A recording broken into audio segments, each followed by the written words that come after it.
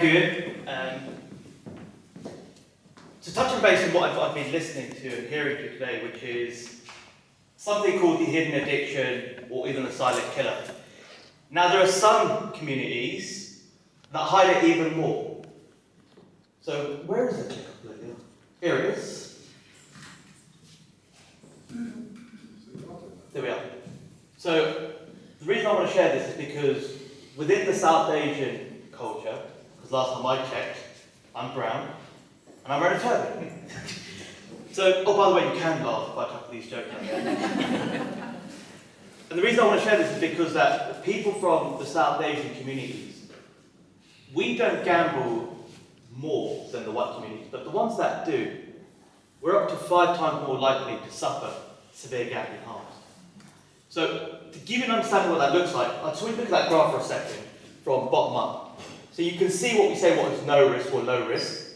You can see the one in the orange, that typically tends to be more the white community. But as you go up into the high risk, which is known as the PGSI 8+, that's known as severe gamblers, you can see where it shifts, where the orange is now much shorter than the black. And that's just not South Asian, that's more people from ethnic minority communities. So what is that driver? Here are some of the common reasons.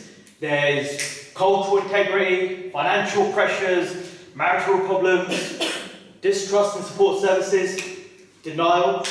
Now these are the basic top level issues of why people might be suffering. But within South Asian culture, there are 2 words I want you to take away with you today. Sharam, shame, and izzat, which is family honour. But there is no honour in suffering in silence. So why am I sharing this with you? Well, that's me in Las Vegas holding I think it's $1,000 or $5,000 chip. Now for most people, they would see a man like myself wearing a turban from the Sikh community as someone as an upheld citizen, trustworthy.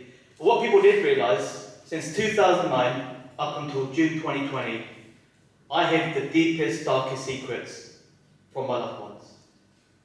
And that was my addiction to gambling. 16th of June 2020, mid-pandemic, I remember coming out of the bathroom. I had my 2-year-old son, Jeevan, and I won't remember that name for a second, Jeevan. He was playing in his room, I can hear him laughing. I'm a coffee person. I literally came in and ran to the coffee deck, and I was like, shoot me up one. It took about 10 minutes, but I got there in the end.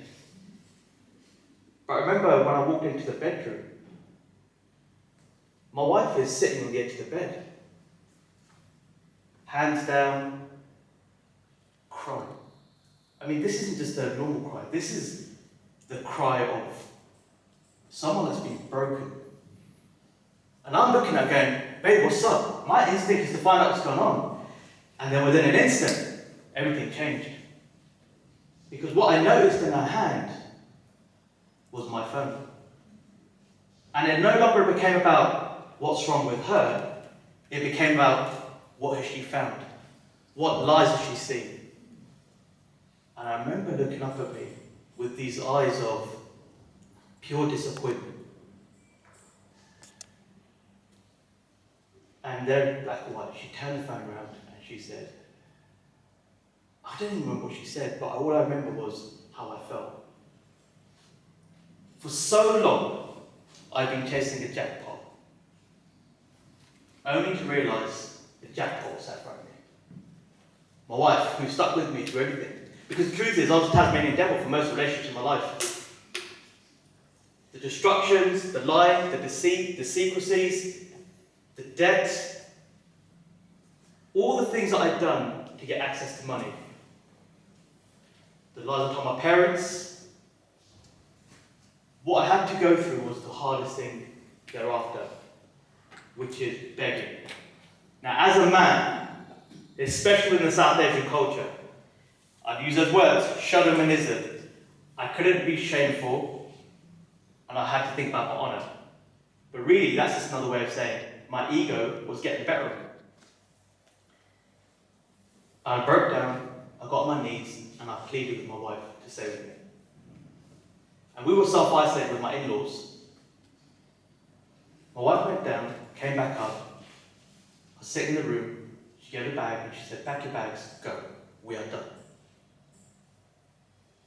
Then she came back up about half an hour after with my son. And she said, it's almost like this moment where, is this the last time I'm going to see him? Is this what it's come to? Chasing that bag, chasing that money.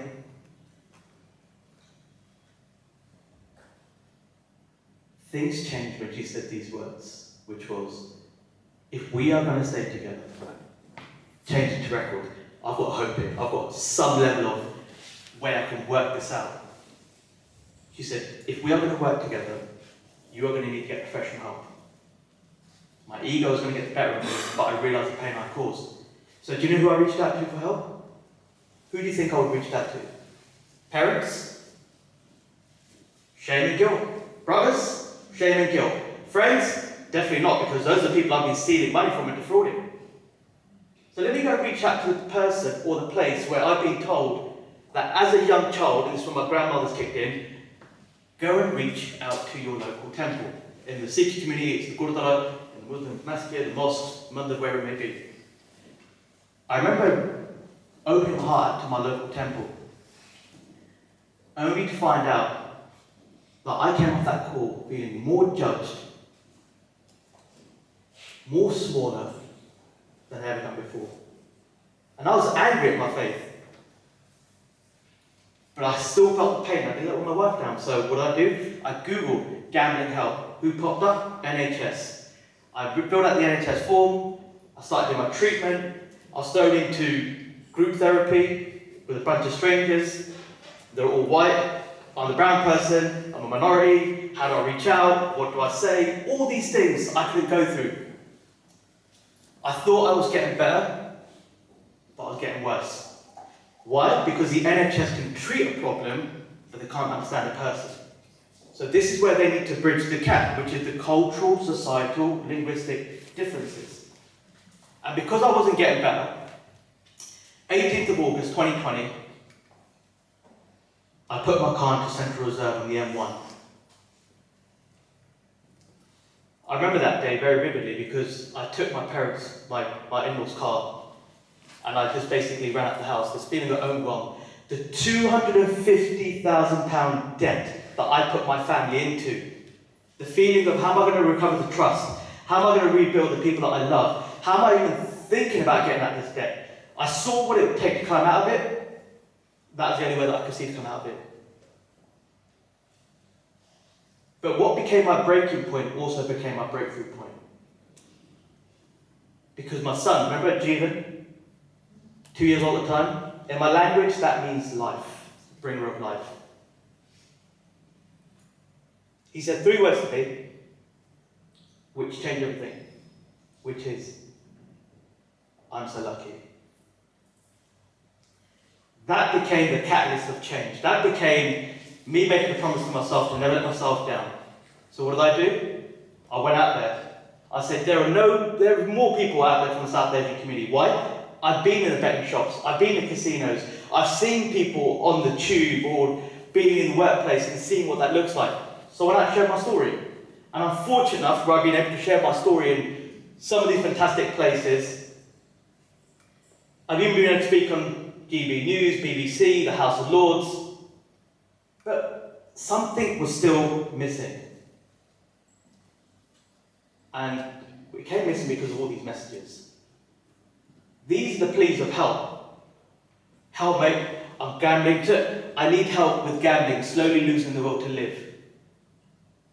That's the power of lived experience. That's the power of someone showing up and helping people through. But I couldn't do this alone because guess what? One thing I taught and one thing I learned through my therapy.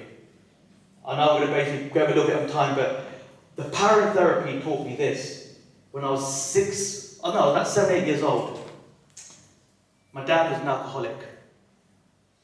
And at the age of 8, 9 years old, I remember this one memory, but ultimately what happened was I was parenting a drug father. That meant I felt like I didn't have a father, I'd fight my mother's affection. My mum had 4 boys in 5 years. I don't know what she was doing with my dad at that time, but that's what they were doing back then. But it taught me one thing, which is, as brothers, I didn't have brothers. I had friends. They were my friends, not my brothers, because I couldn't open up to them. We didn't talk about problems. And this is the biggest thing within South Asian cultures. We don't talk about our problems. We don't know how to open up. We don't know how to share these things. So the hard truth is that NHS and other mainstream services need to understand what it is that they are working with, who can they approach, how can they help people out there.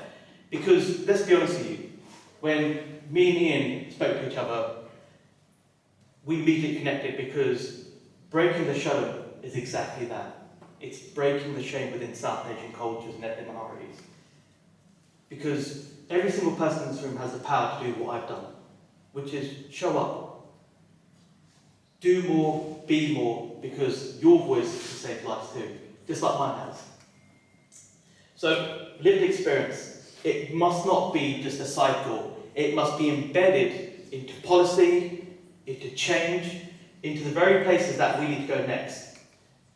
Because if we didn't have people with lived experience within Break Even, from Ian, from helping Drew, from the team that we have here, we couldn't have reached these numbers. You know, we've engaged over 2,000 people across the southeast, and actually beyond that.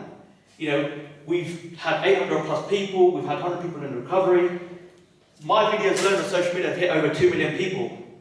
So that is power. So, remember my son? That's my other one, right. So his name in my language means king. The older one, he's now, I think this was taken last year, so this is 6 and 3. That's my beautiful boys, and my beautiful wife, who I'm still with and I son with. So if we truly want to break the silence on Sharam and the shame, we must first create safe spaces within the prevention world. And I want to leave you with this. So in the gambling world, they say, the house always wins. Raise your hand if you heard this. Well, be in rooms, be around people, have conversations where your house always wins. Thank you, I'm Harj Gahley.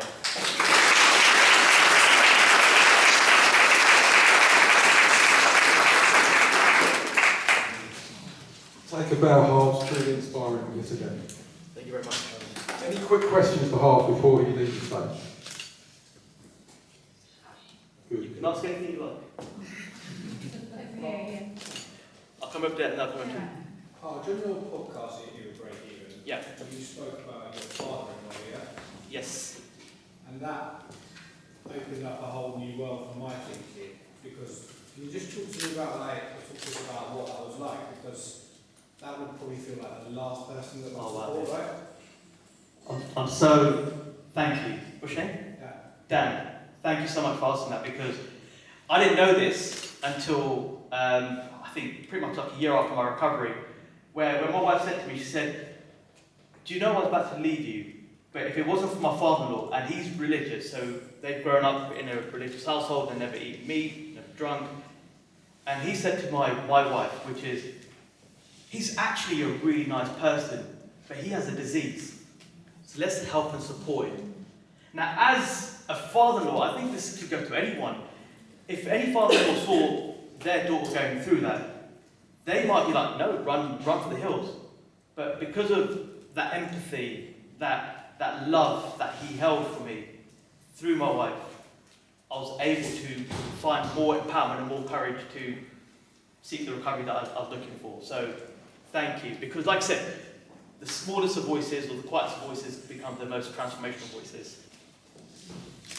Yes? I just wanted to say, really brilliant, because it's exactly what I've kind of come to the conclusion of after working in this area since 2019. In the last couple of years, I've seen the effect of a lived experience story when I'm trying to get a message across to healthcare professionals. So I totally support you in everything you've just said. It's essential, I think, we want to get the word and share it.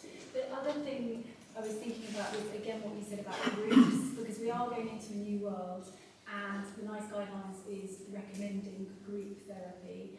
And like you say, when you're in a group and you're completely, can't even talk or have any self-worth yourself, it's just interesting for us in our service to reflect on that, because we do one-on-one first, like you were saying, but we carry on and do all the sessions one-to-one, and then tend to put people in groups at the end if they feel, they want to maintain everything, and then, if they feel like they're going to relapse, they come back to a group. Yeah. We do that. So I wanted to just agree with you. But also, the other thing about your story, were you working when you were trying to hide all this as well? Like, were you just going on as normal, like pretending the day was normal? So, for 12 years of my life, so 2009, I was actually in fantastic jobs. I worked for the royal family, I worked in the private jet industry, I was on six-figure sums. Yeah. But yet that still wasn't enough. So, and I always say this, which is, the addiction is never the issue. Follow the pain. Because pain is the biggest driver. But for me, even being on those sort of figures, it still wasn't enough because of this societal pressures that are around. So I was working, but the truth is when I went into the pandemic, I'd lost a job. And even then I was going to say to my wife, I was still going to tell a lie. In the biblical world, they will say, if you speak your truth, it should set you free. If you speak your truth, it should set you free. But what they don't tell you though, is the guilt that comes with the truth. So I had to wear that, and I think that was basically a crown that I wear because through the guilt I found my power. But I agree, so I lost my job, but for some people being in 250k debt, it depends. It could be £100 to someone, or it could be £1,000 or £1 million. Someone's 10 out of 10 is totally different, but it just leads them to different places and different things. Any other questions? Or I don't want to take up more time, but I'm around anyway for the rest of the day, so if you want to pinch over me, have a chat, I'm more than welcome to. And like I said, I'm leading on the Breaking the Sharam project, so if you want to know about what that is, the workshops, the level 2 training that we're doing, I can walk you through every little nuance of it. Thank you, Ian.